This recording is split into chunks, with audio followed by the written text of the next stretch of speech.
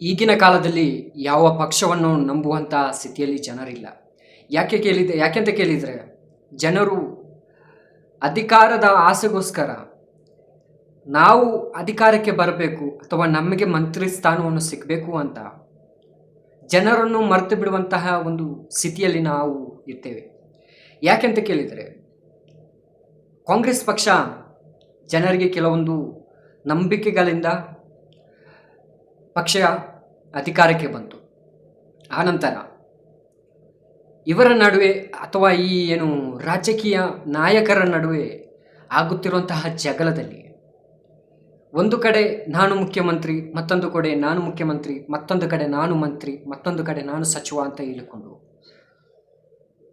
ಈ ರಾಜ್ಯದಲ್ಲಿ ಇವರೇ ಅಥವಾ ಜಗಳವಾಡಿ ಇವರಿವರೇ ಅಧಿಕಾರದ ಆಸೆಗೋಸ್ಕರ ಯಾರು ಯಾವ ಪಕ್ಷವನ್ನು ಸೇರ್ತಾರೆ ಅಂತ ಗೊತ್ತಿಲ್ಲ. ಯಾವಾಗ ಈ ಪಕ್ಷ ಚಿನ್ನ ಭಿನ್ನ ಆಗತ್ತೆ ಅಂತ ಗೊತ್ತಿಲ್ಲ.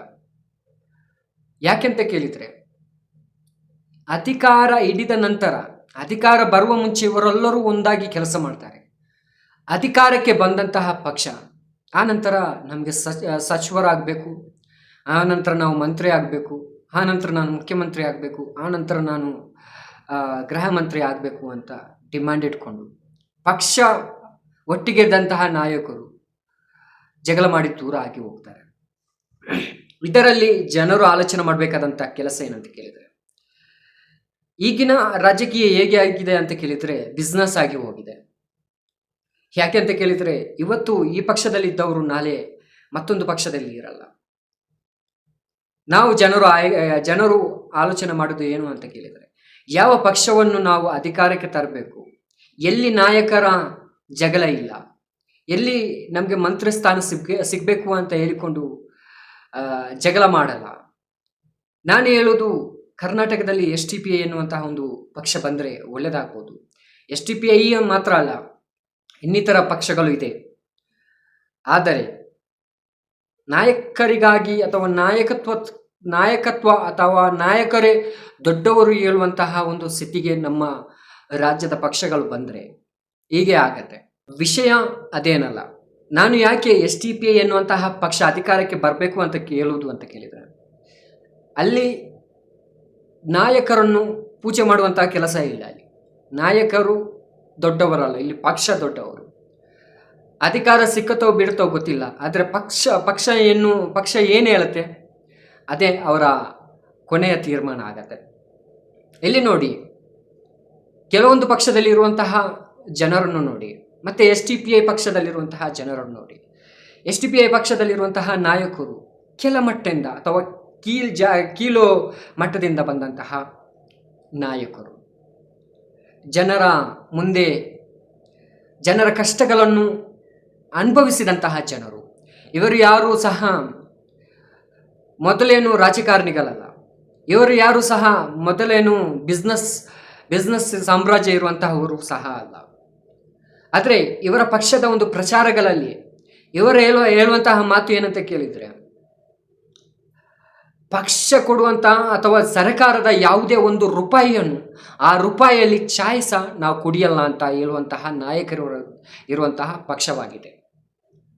ನಾನು ಆ ಪಕ್ಷದ ವಕ್ತಾರ ಅಲ್ಲ, ಆದರೆ ಆ ಪಕ್ಷ ಕಟ್ಟಿದಂತಹ ರೀತಿ, ಆ ಪಕ್ಷ ನಡೆದುಕೊಂಡು ಬರುವಂತಹ ದಾರಿ ಅಷ್ಟು ಚೆನ್ನಾಗಿದೆ ಅಂತ ಹೇಳಲಿಕ್ಕೆ ಜನರ ಮುಂದೆ ನಾನು ಇಷ್ಟಪಡ್ತೇನೆ. ನೀವು ಆಲೋಚನೆ ಮಾಡಿ, ಕಾಂಗ್ರೆಸ್ ಮತ್ತು SDPI ಎನ್ನುವಂತಹ ಪಕ್ಷ, ಇದರ ನಡುವೆ ಇರುವಂತಹ ವ್ಯತ್ಯಾಸಗಳು ಏನು ಅಂತ ನೀವು ಕೂತು ಆಲೋಚನೆ ಮಾಡಿ. ನಾನು ಹೇಳಲಿಕ್ಕೆ ಇಚ್ಛೆಪಡಲ್ಲ. ಇವಾಗ ಅವರು ಅಧಿಕಾರದಲ್ಲಿಲ್ಲ, ಆದರೆ ಇವರು ಈ ಪಕ್ಷ ಅಧಿಕಾರಕ್ಕೆ ಬರಬಾರದು ಅಂತ ಹೇಳ್ಕೊಂಡು ಇವರ ನಾಯಕರನ್ನು ಜೈಲಿಗೆ ಹಾಕಿದ್ರು. ಕೇಂದ್ರದಲ್ಲಿರುವಂತಹ ಅಥವಾ ಈ ಪಕ್ಷದಲ್ಲಿರುವಂತಹ ಅಧ್ಯಕ್ಷರನ್ನು ಜೈಲಿಗೆ ಹಾಕಿದ ನಂತರ ಈ ಪಕ್ಷ ಸುಮ್ಮನೆ ಕೂತ್ಕೊಳ್ತೆ ಅಂತ ಭಾವಿಸಿಕೊಂಡು ಕೆಲವರು ಆಲೋಚನೆ ಮಾಡಿ ಪಕ್ಷದ ಅಧ್ಯಕ್ಷರನ್ನು ಜೈಲಿಗೆ ಹಾಕಿದ್ರೆ ಇವರು ಸುಮ್ಮನೆ ಆಗ್ತಾರೆ ಅಂತ. ನೀವು ನೋಡಿ, ಪಕ್ಷದ ನಾಯಕರನ್ನು, ಪಕ್ಷದ ಅಧ್ಯಕ್ಷರನ್ನು ಜೈಲಿಗಟ್ಟಿದಂತಹ ಸಂದರ್ಭದಲ್ಲಿ ಅಲ್ಲಿ ಅವರು ಗಟ್ಟಿಯಾಗುವಂತಹ ರೀತಿ ತುಂಬ ಸ್ಟ್ರಾಂಗ್ ಆಗಿದೆ. ಎಲ್ಲರನ್ನೂ ಅರೆಸ್ಟ್ ಮಾಡಿಕೊಂಡು ಹೋದ್ರು. ಪಕ್ಷದ SDPI ಎನ್ನುವಂತಹ ಪಕ್ಷದ ಪ್ರತಿಯೊಂದು ನಾಯಕರನ್ನು ಸಹ ಅರೆಸ್ಟ್ ಮಾಡಿಕೊಂಡು ಹೋದ್ರು. ಆದರೆ ಅದರ ಕಾರ್ಯಕರ್ತರು ಸುಮ್ಮನೆ ಕೂತ್ಕೊಳ್ಳಿಲ್ಲ. ಅವರ ದೇಹವಾಕ್ಯ ಒಂದೇ, ಏನು ಅಂತ ಕೇಳಿದ್ರೆ, ನಾವು ಯಾರಿಗೂ ಎದುರುವವರಲ್ಲ.